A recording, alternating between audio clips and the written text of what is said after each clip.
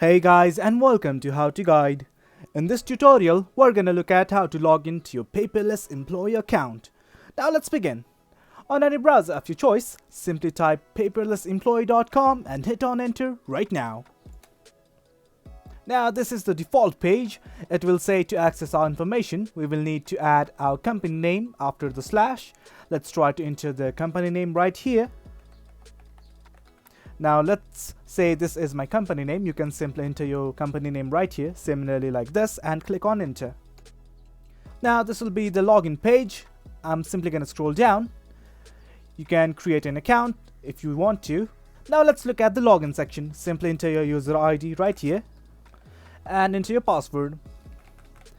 And if everything is okay, simply click on login.